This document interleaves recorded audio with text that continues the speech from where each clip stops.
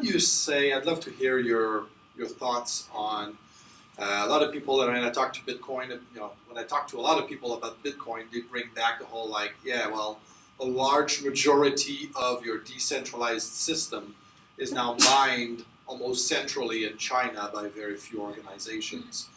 What's the Andreas response to that? Well, the Andreas response is that in order to understand the consensus mechanism, you have to understand that there are 5 constituencies of consensus. And none of them has complete control over the system. All of them have to agree. You have the developers, you have mining, you have exchanges, you have wallets, and you have merchant services. Now, if you're a miner and you decide to take your chain in a certain direction and none of the economic activity follows you, merchants, exchanges, wallets, users, and developers stay on the other side, now you're mining a chain that has no economic value for Bitcoin that you cannot exchange, sell, or use to buy any products and services. So really there's a balance there.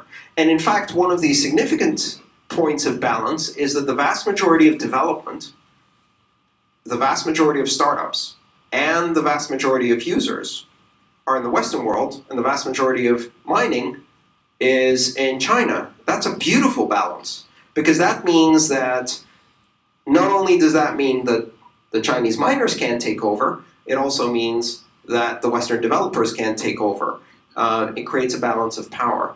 I think that's a good system. Now, I don't think it's healthy to have all of the mining centralized, and I think there's a lot of centralization in mining, but as I mentioned before, I think that is an artifact of the very rapid increase, almost 1 million-fold in performance over a period of the last 4 or 5 years, from CPU to GPU to FPGA to ASIC, from 40 nanometer down to 16.